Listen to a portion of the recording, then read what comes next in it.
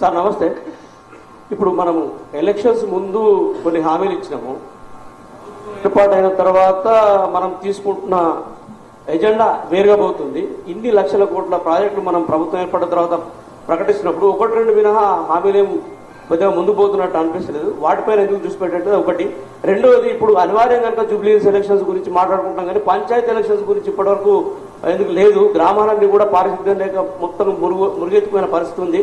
చాలా ఆందోళనకరమైన పరిస్థితి ఉందని చెప్పేసి కూడా ఒక ఫీడ్బ్యాక్ వస్తుంది అక్కడ నుంచి.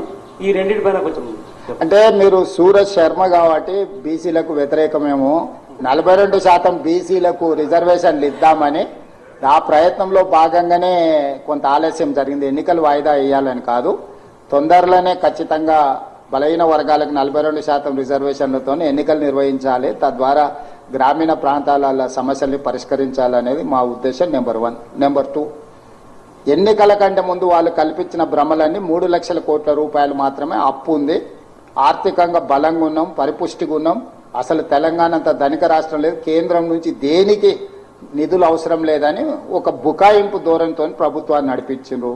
మేము వచ్చిన తర్వాత వాస్తవ పరిస్థితులు వచ్చిన తర్వాత ఒక్కొక్కటి కూడా తీసుకుంటూ ప్రయత్నం చేస్తున్నాం. ఆర్థికంగా సమస్యలు ఉన్నాయి కానీ ఆలోచనలలో ప్రణాళికలలో లోపం లేదు. మీరు చెప్పిన అన్నిటినీ ఏమంటారు టేక్ ఇట్ సీరియస్లీ, దాన్ని అంటే చేయడానికి ప్రయత్నం చేస్తాం. తప్పకుండా ఈ 8 సంవత్సరాలలో మీరు చేసిన సూచనలు అన్నిటిని కూడా అమలు చేస్తాం. ఓకే, శ్రీనివాస్ రెడ్డి గారు, ఆ తర్వాత యాకస్వామి. Last question. ముఖ్యమంత్రి గారికి బిలేటెడ్ జన్మదిన శుభాకాంక్షలు. కేంద్ర ప్రభుత్వం రాష్ట్ర ప్రభుత్వానికి సహకరిస్తుందా? సహకరిస్తే ఇప్పటి వరకు ఎన్ని నిధులు వారు ఇచ్చారు, మీరు తెచ్చారు? కేంద్ర ప్రభుత్వంలో రాష్ట్రం నుంచి ప్రాతినిధ్యం వహిస్తున్న వాళ్ళు అడ్డం పడనప్పుడు మంచిగా సహకరిస్తున్నారు. వీళ్ళే వెళ్ళి అడ్డుపడి మీరు ఇవ్వద్దు అన్న పనులు ఆగిపోతున్నాయి. ఇప్పుడు ఎలివేటెడ్ కారిడార్ వచ్చింది, కేంద్ర ప్రభుత్వం అనుమతి ఇవ్వడం వల్ల వచ్చింది. ఈరోజు 26,000 crores డెట్ రీస్ట్రక్చర్కి 11.90% వడ్డీ, 12 సంవత్సరాల పీరియడ్లో ఉన్న లోన్ని కేంద్ర ప్రభుత్వం సహకరించడం వల్ల 7.25 rate of interest, 35 years loan టెన్యూర్కి రీస్ట్రక్చర్ చేసుకున్నాం, డెట్ రీస్ట్రక్చర్. దాంతో ప్రతి సంవత్సరం 4,000 కోట్లు రాష్ట్రానికి అదనంగా వనరులు వచ్చే అవకాశం ఉంది. 35 సంవత్సరాలు అంటే దీని మీద కట్టే అసలు మిత్తి ప్రతి సంవత్సరం 4,000 కోట్లు మిగులుతుంది.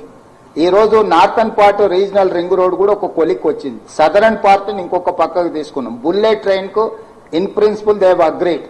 ఈరోజు హైదరాబాద్ బెంగళూరు కానీ, హైదరాబాద్ శ్రీశైలం కానీ, హైదరాబాద్ అమరావతి వయా బందర్ పోర్ట్ కానీ రోడ్లకు ఆల్మోస్ట్ ఒక కొలిక్ వచ్చినాయి. విజయవాడ హైవే ఈరోజు 8 lanes విస్తరణకు 10,000 కోట్ల రూపాయల నిధులు మంజూరైనాయి. సో ముఖ్యంగా జంట నగరాలలో కిషన్ రెడ్డి గారే స్వయంగా ఎంపీగా మంత్రిగా ప్రాతినిధ్యం వహిస్తుంది కాబట్టి జంట నగరాల్లో ఉన్న సమస్యల్ని ఆయన బలంగా అడ్డం పెట్టి ఆపుతున్నాడు. రూరల్ ప్రాంతంలో ఉండాల్సిన ఇష్యూస్ కొంతమంది మంత్రులకి ఈయన చెప్పలేకపోతున్నాడు, ఈయన చెప్పినా వాళ్ళు వినడం లేదు. దాంతో మనకు కొంత సహకారం అందుతుంది. కేంద్ర ప్రభుత్వంతో వివాదాలు తగాదాలు రాష్ట్ర ప్రభుత్వం పెట్టుకోదలుచుకోలేదు. మేము పన్నులు వాళ్ళకి కడుతున్నాం, వాళ్ళ నుంచి నిధులు మేము రాబట్టుకోవాల్సిందే. రాబట్టుకోవాలంటే ఒక్కడికి 10 సార్లు వెళ్ళి కలవాల్సిందే. ఏది కూడా ఒక్కసారి కలిస్తే, ఇప్పుడు మీ పాత్రికేయుల సమస్యలే ఉన్నాయి, మీరు 50 సార్లు కలిసి ఉంటారు దీని పరిష్కారం కోసం ప్రభుత్వంతో. ఒకటొకటి ఒక అడుగు ముందుకు పడుతున్నది. నేను ఢిల్లీకి పోయినప్పుడల్లా లెక్కలేస్తూ రారాజు పాట వాడినట్టు 1ఓసారి, 20ఓసారి, 30ఓసారి, 50ఓసారి. ఢిల్లీలో మాకు ఒక 3 ఎకరాలలో ఒక పెద్ద భవనమే ఇచ్చిండ్రు. ముఖ్యమంత్రి ఉండి కేంద్ర ప్రభుత్వంతో చర్చించి సమస్యలు పరిష్కరించుకోమని. నెలకు 2 సార్లు వెళ్తాను నేను స్పష్టంగా చెప్పిన. ఎవ్రీ 15 daysకు ఢిల్లీకి వెళ్ళి 2 days ఉండి కేంద్ర ప్రభుత్వంలో వివిధ శాఖలతో సమన్వయం చేసుకొని రాష్ట్రానికి రావాల్సిన అనుమతులు కానీ నిధులు కానీ తెచ్చుకుంటాం. నేను ఇప్పుడు central sponsored schemes, CSS schemes అంటారు, కేంద్రం రాష్ట్రం కలిపి నిధులను భాగస్వామ్యంతో ఖర్చు పెట్టాను. నేను ఒక IAS ఆఫీసర్ని, సెక్రటరీ క్యాడర్ IAS ఆఫీసర్ని దీనికోసం సపరేట్గా పెట్టిన. తెలంగాణ భవన్ రెసిడెంట్ కమిషనర్ను వేరే పెట్టిన. కేవలం గవర్నమెంట్ ఆఫ్ ఇండియా నుంచి రావాల్సిన స్కీమ్లకు సంబంధించిన అనుమతులు నిధులు తెచ్చుకోవడానికి ఇంకొక IAS ఆఫీసర్ని పెట్టి మొత్తం స్ట్రక్చరే డివిజన్ చేసిన. సో ఇవన్నీ కూడా వీటి ఫలితాలు ఇవ్వడానికి కొంత సమయం పడుతుంది. కేంద్రం కూడా ఇప్పుడే కొంచెం గతంలో ఉన్న ప్రభుత్వ విధానానికి ఇప్పుడున్న ప్రభుత్వ విధానానికి తేడా ఉంది. ప్రతిసారి గవర్నమెంట్ స్కీమ్లా ఫస్ట్ క్వార్టర్ వాళ్ళు ఇచ్చేస్తారు. మనం మ్యాచింగ్ గ్రాంట్ కలిపి ఖర్చు పెట్టి యూటిలైజేషన్ సర్టిఫికేట్ ఇస్తేనే సెకండ్ క్వార్టర్ ఇస్తారు. ఫస్ట్ క్వార్టర్ రాగానే తినేసి ఏ యూసీ ఇయ్యలేదు 10 ఏళ్ళు. ఇప్పుడు వాటన్నిటిని స్ట్రీమ్ లైన్ చేసి ఏ విధంగా కేంద్రం నుంచి 60% వస్తే ఎంబడే 40% అందులో కలిపి మేము పేమెంట్లు రిలీజ్ చేస్తున్నాం. అందుకే కేంద్రం నుంచి వచ్చే నిధులు పెరిగినాయి. రేపు వచ్చే అసెంబ్లీలో మొత్తం ఈ 2 సంవత్సరాలలో ఎన్ని కేంద్రం నుంచి తెచ్చుకున్నాం, ఎన్ని కలిపి చేసినాం, మొత్తం ప్రజలకు వివరాలు చెప్తా. కేంద్రంలో తెలంగాణ నుంచి ఉన్న మంత్రి అడ్డం పడని విషయంలో తెలంగాణలో కూడా అందరు కాదు, ఓన్లీ కిషన్ రెడ్డి గారు ఎందుకో, కేటీఆర్ ఇద్దరు బ్యాడ్ బ్రదర్స్ ఇద్దరు ఎందుకో బ్యాడ్ మైండ్ సెట్లు ఉన్నారు. మిగతా బీజేపీలో ఎవరితో కూడా ఏం పెద్ద సమస్య లేదు. Only these 2 bad brothers are doing all these bad things. Yagaswami Amar గారు అడిగిన తర్వాత సార్ మీరు అడిగి బాబు మైక్. సార్ ముఖ్యమంత్రి గారు ఇంట్లో నిన్న పెళ్ళైంది సార్, లంచ్ కొరకు చాలా మంది వెయిట్ చేస్తున్నారు కాబట్టి మనం లాస్ట్ ఒక 2-3 క్వశ్చన్స్ లో ఫినిష్ చేద్దాం. తర్వాత లాస్ట్ లో శ్రీనివాస్ రెడ్డి గారు అడుగుతారు. సార్ ముఖ్యమంత్రి గారు, మీరు కొద్ది మాసాల క్రితం పబ్లిక్ డయాస్ మీద ఒక మాట అన్నారు. ఏంటంటే ఢిల్లీకి పోతే వీడు చెప్పులు ఎత్తుకపోతాడేమో అని భయపడుతున్నారు మమ్మల్ని చూసి అన్నారు. ఆ పరిస్థితి ఏమన్నా మారిందా? ఎందుకంటే ఇప్పుడు 2 years అవుతుంది, ఇంకో 1 నెల రోజులు అవుతే 2 సంవత్సరాలు పూర్తి అవుతుంది కాంగ్రెస్ మళ్ళీ అధికారంలోకి వచ్చి. మీరు తర్వాత 8 సంవత్సరాలు ఎట్లా డెవలప్ చేయబోతున్నాం రాష్ట్రాన్ని అని చెప్పినారు.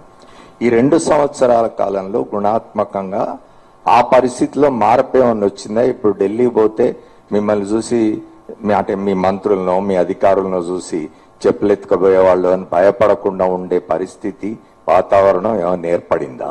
వచ్చింది. ఇప్పుడు ఆ మార్పు వచ్చింది కాబట్టి పనులు కదులుతా ఉన్నాయి.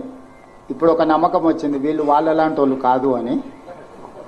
ఇంకా బాగా చేస్తారు అనే దానికి ఇంకా కొంచెం ముందుకు తీసుకెళ్లాలి. పాతోళ్ళు కొత్తోళ్ళు కొంచెం తేడా ఉంది. వీళ్ళు పర్వాలేదు, వీళ్ళ నమ్మొచ్చు, ఇంట్లోకి కూడా రానియొచ్చు, లోపలికి పిలిచి కూర్చోబెట్టి వాళ్ళు చెప్పేది వినొచ్చు అనే కాడికి వచ్చింది. ఇప్పుడు వింటున్నారు.